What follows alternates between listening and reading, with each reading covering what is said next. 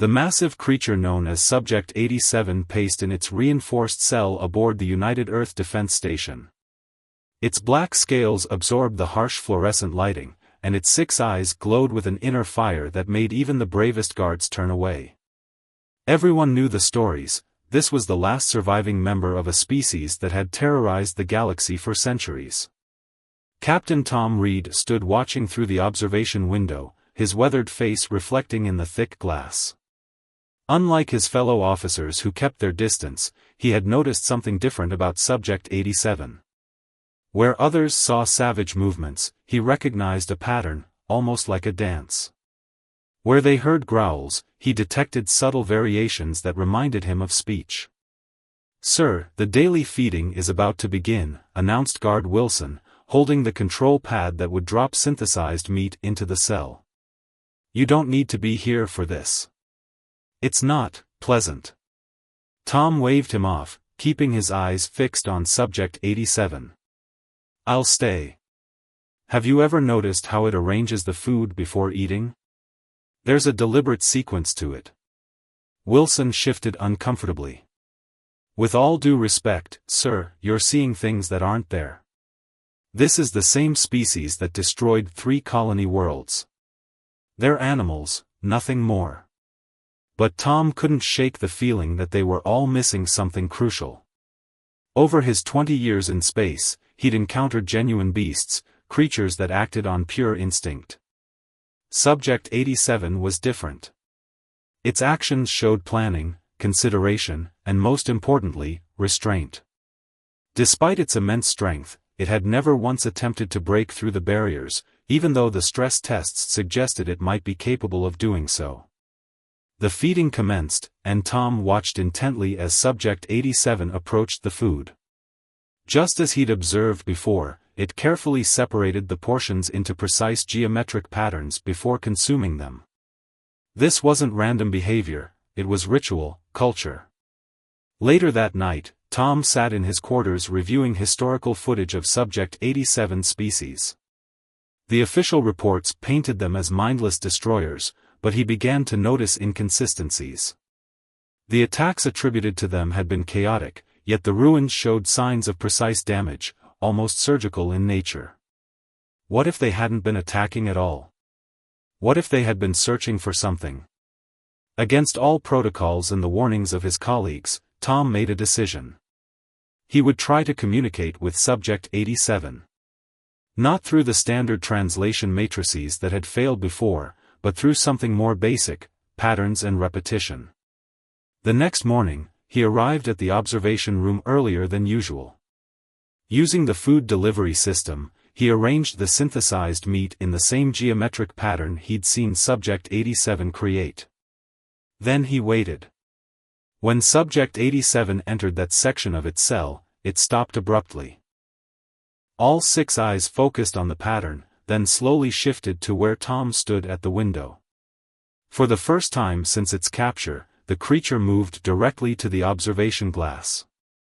The guards reached for their weapons, but Tom held up his hand. "Wait," he commanded, his heart pounding as Subject 87 raised one of its clawed appendages. Instead of attacking the barrier, it began to trace patterns in the air, the same patterns Tom had created with the food, but with additional complexity. Tom smiled. He had been right. This wasn't a monster, this was a first contact scenario that had gone horribly wrong. Now he just had to convince everyone else before it was too late. Because somewhere out in space, the rest of Subject 87 species wasn't gone as everyone believed. They were waiting, searching for their lost member, and humanity's response to this situation would determine whether their next meeting would bring destruction or understanding.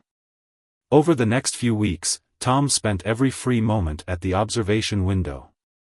He had set up a simple light board that could display geometric patterns, matching those that Subject 87 created.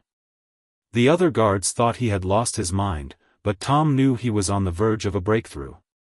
"Look at this sequence," he told Dr. Wells, the station's xenobiologist, pointing to his notes. "Every pattern has exactly 7 points of symmetry. That can't be coincidence." Dr. Wells adjusted her glasses, studying the drawings. "Captain, I understand your interest, but we've tried every known form of communication. The universal translators failed. The mathematical sequences failed. Even basic sign language failed. Because we were trying to impose our way of communicating," Tom explained, setting up a new pattern on the light board. "We never tried to learn theirs." Subject 87 approached the window, its massive form moving with that same deliberate grace Tom had first noticed. It studied the pattern, then raised its clawed appendage to draw a response. Tom quickly sketched it in his notebook. "There," he exclaimed. "See how it modified the base pattern but kept the core structure? It's like conjugating a verb." Dr. Wells leaned forward despite herself. "That's a rather large leap, Captain." Before Tom could respond, Subject 87 began a new series of movements. It pointed to itself, then drew a pattern, repeated this 3 times. Tom's heart raced as he recognized the significance. "It's telling us its name," he whispered. He carefully reproduced the pattern, then pointed to himself and said, "Tom." Subject 87's 6 eyes blinked in sequence. It repeated Tom's name in its pattern language, then drew its own identifier again. Tom studied the shapes, trying to approximate them with his human vocal cords. Rylix? The creature's eyes brightened, and it moved closer to the glass than it ever had before. The guards raised their weapons, but Tom barely noticed. He was too focused on this moment of connection. "Rylix," he repeated, then pointed to the species designation on the cell door. "Not Subject 87. You are Rylix." Over the next few hours, Tom and Rylix established more basic concepts through their shared pattern language. The breakthrough came when Rylix drew a series of interconnected shapes that Tom recognized from his research. It was a star map. "Captain," Dr. Wells said quietly, "if you're really communicating with Rylix, you need to report this up the chain of command." Tom nodded, but something in Rylix's posture made him hesitate. The alien was drawing faster now, more urgently. The patterns were becoming more complex, showing what looked like massive structures in space. "Something's wrong," Tom muttered. "Rylix is trying to warn us about something." Before he could decipher more, the station's commander, Admiral Hayes, strode into the observation room, flanked by security officers. "Captain Reed," he barked, "you are hereby relieved of duty pending a psychological evaluation. Dr. Wells, you will submit all notes and recordings for review." "Sir, you don't understand," Tom protested. "We're making real progress here. Rylix isn't what we thought. That's enough, Captain," Hayes cut him off. "This obsession with humanizing the creature has gone too far. Need I remind you of the Mason colony massacre? 3,000 dead, including your own brother." Tom stood his ground. "What if we were wrong about that too? The patterns Rylix is showing me suggest they were searching for something. Something that threatens all of us." Hayes gestured to the security officers. "Remove him from the observation room. And increase the guard rotation. I want everyone on high alert." As Tom was led away, he looked back at Rylix. The alien pressed one clawed hand against the glass and drew a final pattern, one that Tom recognized instantly. It was the same pattern he'd first used to initiate contact, but with a new element added. It was a warning. Tom sat in his quarters, now under house arrest, reviewing the patterns he'd copied from Rylix. After 3 days of confinement, something finally clicked. The star map Rylix had drawn wasn't showing attack points, it was showing a search pattern. And at the center of it all was a location Tom knew well, the Mason colony. He quickly pulled up the classified files from the massacre on his tablet. The official report blamed Rylix's species for the destruction, but looking at the damage patterns now, Tom saw what everyone had missed. The colony hadn't been destroyed from the outside in, as an attack would suggest. It had been destroyed from the inside out. A soft knock at his door interrupted his thoughts. Dr. Wells entered, looking nervous but determined. "I've been analyzing your recordings," she said, keeping her voice low. "You were right. The patterns aren't random. They follow a mathematical sequence that's too precise to be instinctual. This is a language. And it's incredibly complex." Tom spread his notes across his bed. "Look at this," he pointed to the warning pattern Rylix had drawn. "It's not just a warning about danger. These smaller marks here, they're time indicators. Something's coming, and soon." Dr. Wells sat down heavily. "The Admiral won't listen. He's convinced this is all an elaborate trick. They're talking about moving Rylix to a more secure facility." "We can't let that happen," Tom said, standing up. "Not now that I understand what really happened at Mason Colony." He pulled up an image from the massacre site. "See these burn patterns? They're identical to ancient damage marks found on dead worlds across the galaxy. Worlds that were destroyed long before Rylix's species was ever encountered." "What are you saying?" "Rylix's people aren't destroyers, they're guardians. They've been tracking something that moves from world to world, consuming everything in its path. Something that's been dormant for millennia but is waking up again." A warning alarm suddenly blared through the station. Tom rushed to his window, Dr. Wells right behind him. In the distance, space seemed to ripple, like heat waves over hot pavement. "It's happening," Tom whispered. "Whatever destroyed Mason Colony is back, and we're not ready." The station's speakers crackled. "All personnel to battle stations. Unidentified energy signature detected. This is not a drill." Tom turned to Dr. Wells. "Get me to Rylix. The Admiral needs to know the truth, or we're all dead." They raced through the corridors, using Dr. Wells' security clearance to bypass the lockdowns. When they reached the observation room, they found chaos. The energy readings were off the charts, and the barrier between normal space and whatever lay beyond was growing thinner by the second. Rylix was pressed against the glass, drawing patterns faster than Tom had ever seen.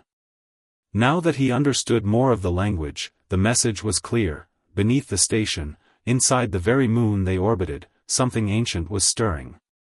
"Admiral!" Tom shouted as Hayes burst into the room. "You need to release Rylix. Now! Have you lost your mind?" Hayes demanded.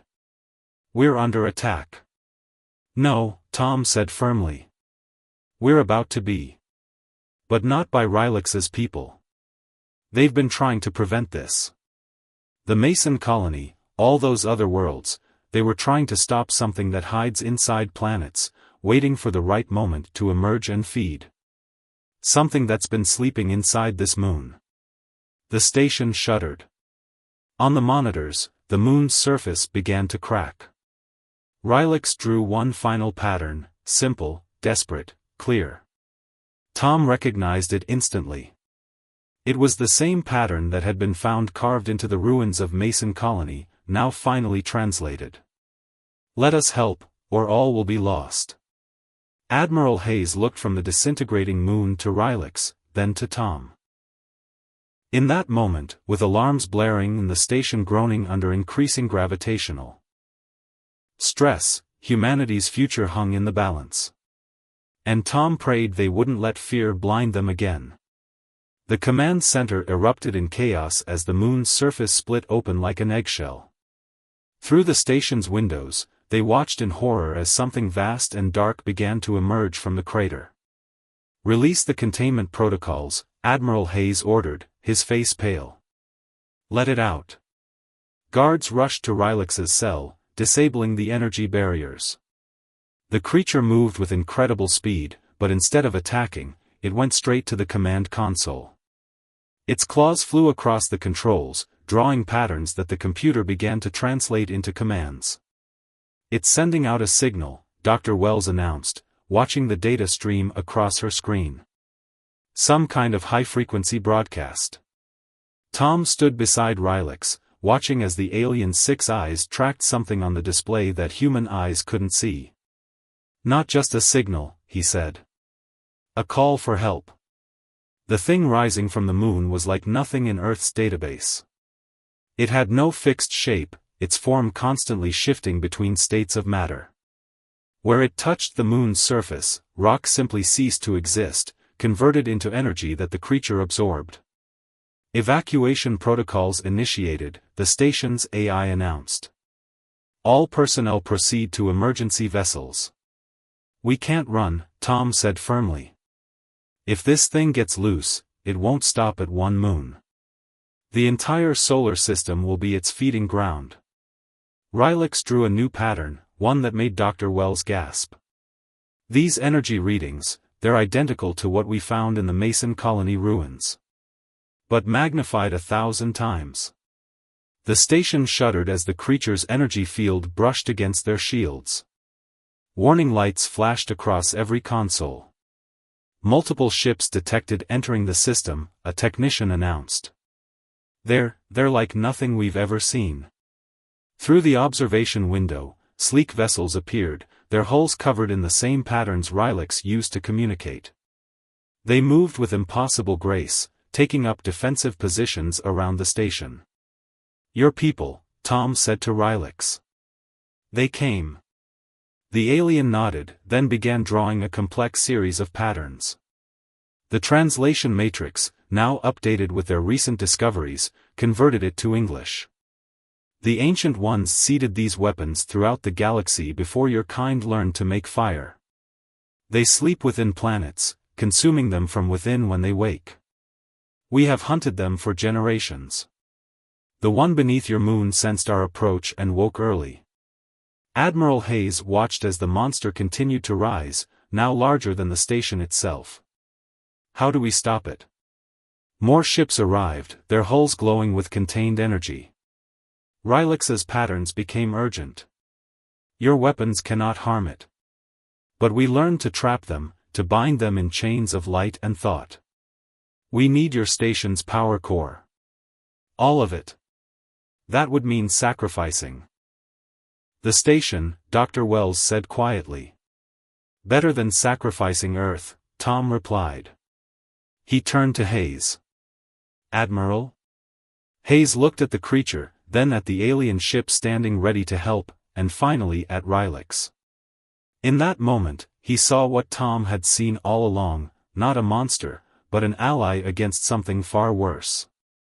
Do it. Rylix moved faster than seemed possible, interfacing with the station systems. The alien ships began to move in perfect synchronization, weaving a web of energy between them. On the screens, power readings went critical. Station core overload in 3 minutes, the AI warned. Evacuation is now mandatory.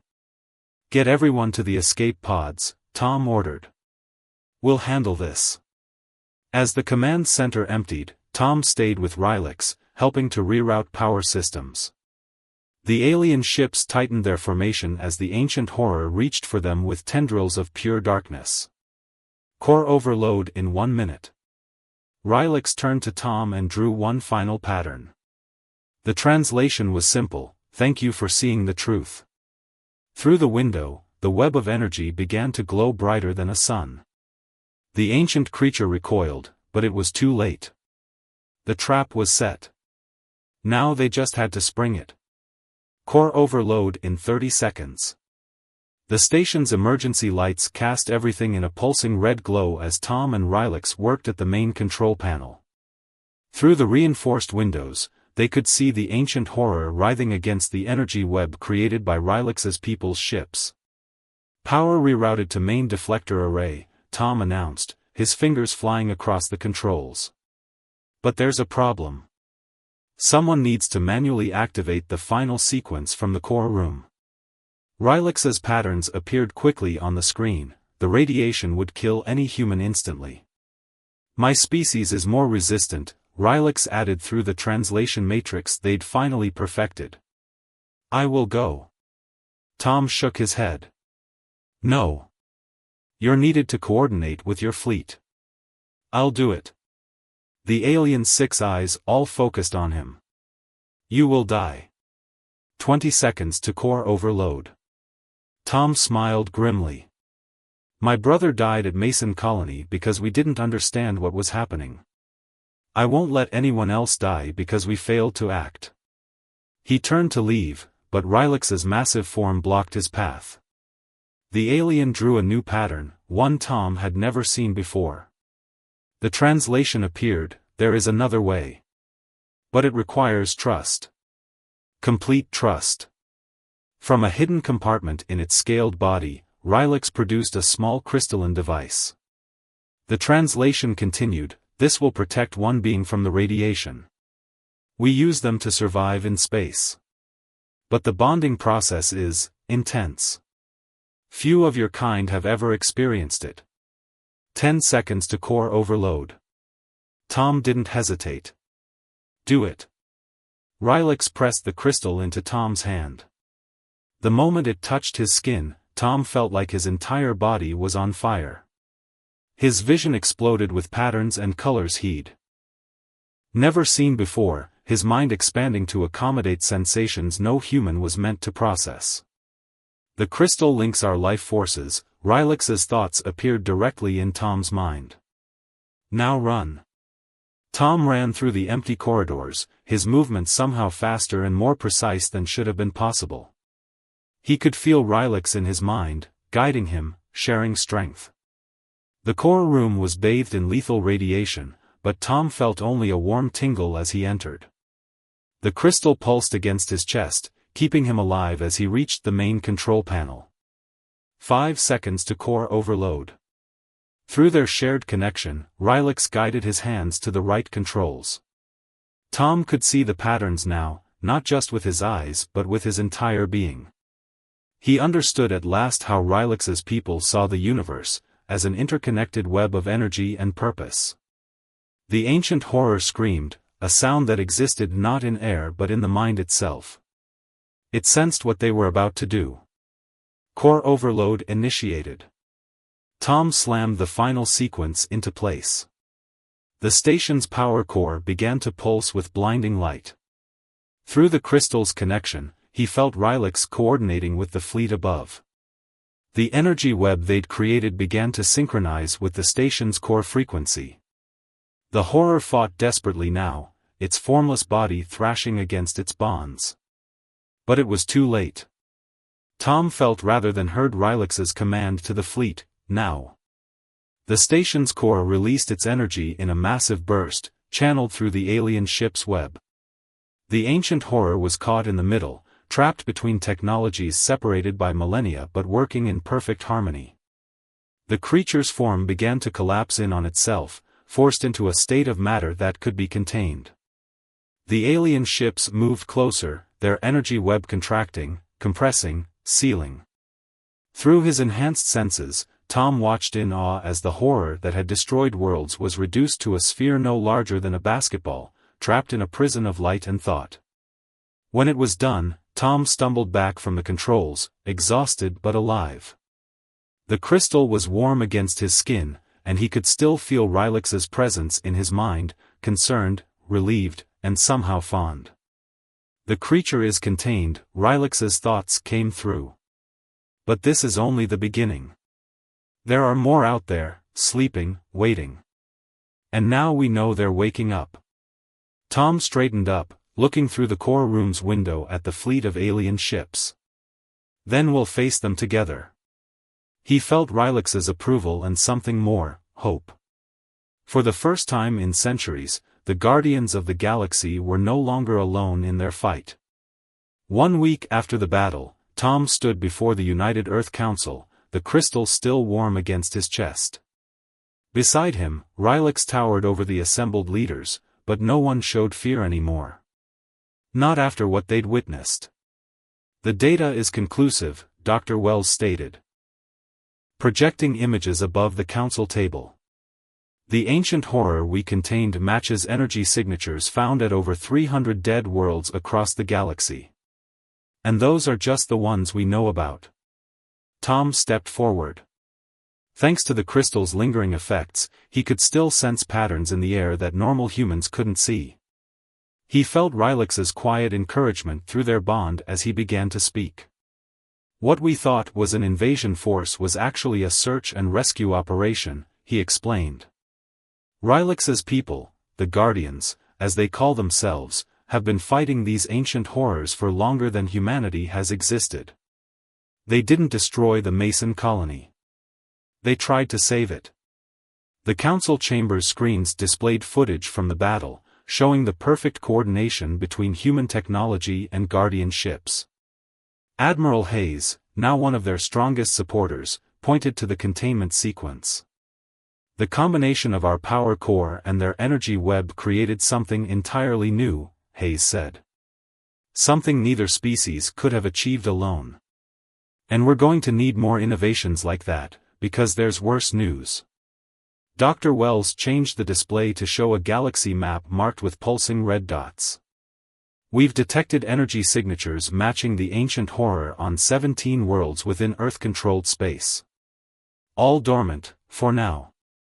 But they're starting to wake up. Murmurs of concern filled the chamber. Tom felt Rylex's thoughts touch his mind. Show them. Tom nodded and activated a new display. This one showed Guardian ships already in position near each threatened world, maintaining constant watch. We're not alone in this fight, Tom declared. The Guardians have offered not just their protection, but their knowledge. The crystal technology that saved my life is just the beginning. They want to teach us, to help us advance so we can stand with them as equals. And what do they want in return? Asked one council member skeptically. Rylex stepped forward, its patterns appearing on the translation screen. We want what we have always wanted, allies in our ancient mission. We have watched countless civilizations fall to these horrors. We have fought alone for too long. Humanity has shown us something we had almost forgotten, the power of seeing truth where others see only fear. Tom smiled, remembering those first days of trying to communicate through the cell window. Sometimes the scariest thing is reaching out to something you don't understand. But it's also the most important thing we can do. The council chamber grew quiet as Rylex revealed its next patterns. We have found more horrors awakening beyond your space. Hundreds of them. We cannot fight them alone anymore. Will humanity stand with us? Admiral Hayes stood. The military supports this alliance. We've already begun adapting Guardian technology to our ships. Dr. Wells added, the scientific community is ready to begin full collaboration. The potential advances in energy manipulation alone could revolutionize our society. The council president looked around the chamber, then at Tom and Rylex standing side by side, living proof that understanding could overcome any barrier. We need to put this to a vote, she announced. But first, I have one question. She turned to Tom. The crystal binding you and Rylex, is it permanent? Tom touched the crystal, feeling its warm pulse matching his heartbeat. Through it, he sensed Rylex's response before it appeared on screen.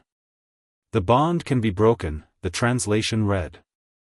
But Tom has chosen to maintain it. As have I. There must be those who can walk in both worlds if our peoples are to truly understand each other. The president nodded slowly. Then let us vote on the future of humanity. Not just as a species, but as guardians ourselves. As the council members prepared to cast their votes, Tom felt a ripple of concern from Rylex. Through their shared senses, he detected a familiar energy pattern, distant, but growing stronger. Another horror was stirring. The time for talk was almost over. Soon, humanity would have to prove they were ready to fight alongside their new allies. And this time, they would face the ancient evil together, with understanding born of trust. The real test was about to begin. 3 months after the Earth Council's unanimous vote for alliance, Tom stood on the bridge of the Guardian vessel, Dawn Seeker, watching Earth grow smaller in the distance. The crystal at his chest hummed with energy, and through it, he felt Rylex's quiet satisfaction at how far they'd come. The ship's viewing screen showed their fleet, a mix of Guardian vessels and modified Earth ships, their hulls now inscribed with the same ancient patterns that had once seemed so mysterious. Each ship carried a human Guardian-paired crew, linked by crystals like Tom's, combining the strengths of both species. Energy signature increasing, reported Lieutenant Amy Foster, her own crystal glowing as she coordinated with her Guardian partner at the navigation console. The horror on Europa is definitely waking up. Tom nodded, remembering how they detected the ancient evil lurking beneath Jupiter's moon just weeks ago. Status of the containment equipment?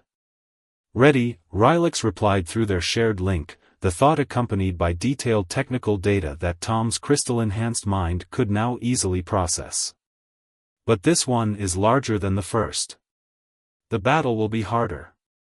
Through the main window, Tom watched as more ships emerged from fold space, reinforcements from both Earth and the Guardian homeworld. The sight still amazed him, two species that had once feared each other, now working in perfect harmony. Dr. Wells appeared on the command screen, transmitting from her research station near Saturn. Tom, we've finished analyzing the data from the contained horror. There's something you both need to see. The display filled with energy patterns that made Tom's enhanced senses tingle. Beside him, Rylix moved closer to the screen, all six eyes focusing intently. The horrors aren't just waking up randomly, Dr. Wells explained. They're being awakened. By this. She highlighted a subtle energy signature woven through the readings, a deliberate pattern. Tom felt Rylix's shock mirror his own. Someone's controlling them? Not controlling, Rylix's thoughts came quickly. Releasing. The ancient ones who created these weapons, some of them survived. They're taking direct action now. The implications hit Tom hard. They weren't just fighting dormant weapons anymore, but the very beings who had created them. Through the crystal bond, he sensed Rylix's memories of old legends, stories of godlike beings who had seeded the galaxy with horrors before vanishing into the dark between stars. They're coming back to finish what they started, Tom said quietly. The bridge crew, human and Guardian alike, fell silent. The ancient ones were no longer just myths. They were real, and they were returning to a galaxy that had dared to unite against their weapons. But Tom felt something else through his bond with Rylix, not fear, but fierce determination. It resonated with his own feelings, amplified by their connection. The ancient ones made one mistake, Tom announced to the crew. They thought their horrors would keep us divided. Instead, they brought us together. Rylix's patterns appeared on the main screen for all to see. For eons, we fought alone, believing no other species could understand our mission. We were wrong. Humanity taught us that strength lies not in isolation, but in reaching out. New sensor alerts flashed. The horror within Europa was rising faster now, its dark energy signature becoming visible to normal instruments. But Tom smiled as he watched the fleet move into formation around them, humanity and Guardians together, ready to face whatever emerged. Battle stations, Tom ordered. Let's show the ancient ones what understanding can achieve. As the crew prepared for combat, Tom felt Rylix's consciousness brush against his through the crystal. In that touch was everything they had learned from each other, courage, trust, and the unshakable certainty that fear could be overcome through connection. The horror burst from Europa's icy surface, vast and terrible. But this time, no one faced it alone. Two species moved as one, their combined technology and determination creating something the ancient ones had never planned for, hope. And in that moment, as human and Guardian ships engaged the horror together, Tom knew they had already won the most important battle. Not through weapons or technology, but through the simple, profound act of reaching out to understand what others feared. The real victory had come the day he first saw past fear to recognize the truth about Rylix. Everything since then, every battle, every breakthrough, every new connection between their species, was proof that the universe's greatest weapon wasn't horror or fear.